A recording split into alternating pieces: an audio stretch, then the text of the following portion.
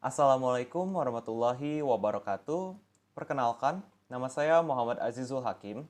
Di sini saya akan menjelaskan mengenai teks eksplanasi. Pengertian teks eksplanasi. Teks eksplanasi merupakan teks yang berfungsi menjelaskan suatu fenomena, yaitu tentang proses atau asal-usul peristiwa alam, sosial, atau budaya. Oleh karena itu, teks tersebut banyak menggunakan kata-kata yang merujuk pada pola urutan waktu, kronologis temporal, dan kausalitas. Teks eksplanasi juga bersifat faktual dengan berfokus pada objek yang dijelaskan. Struktur teks eksplanasi. Teks eksplanasi dibentuk oleh 3 bagian, yaitu identifikasi fenomena, proses kejadian, dan ulasan. A. Identifikasi fenomena berisi pengenalan objek yang akan dijelaskan. B. Proses kejadian berupa perincian atau penjelasan tentang urutan peristiwa atau sebab akibat sebuah peristiwa. Dengan demikian, pola umum dari struktur penyajian teks eksplanasi adalah kronologis dan kausalitas. C.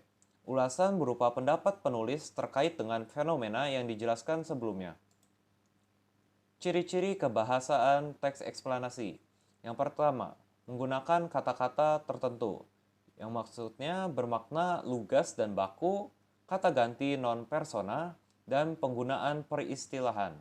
Yang kedua, konjungsi bermakna proses. Ada 2, yaitu konjungsi kausalitas sebab akibat dan konjungsi kronologis. Dan yang terakhir, menggunakan kata kerja pasif seperti dimulai, terlihat, atau terwujud. Menulis teks eksplanasi. Menulis teks eksplanasi berarti menuangkan pengetahuan tentang suatu proses atau rangkaian peristiwa. Pengetahuan itu dapat berhubungan dengan masalah alam, sosial, budaya, agama, dan yang lainnya. Tema yang harus dipilih adalah tema yang mengungkapkan suatu tahapan, rangkaian kegiatan atau peristiwa, perkembangan, pertumbuhan, penyebaran, perubahan, dan sejenisnya, karena sifatnya berupa proses.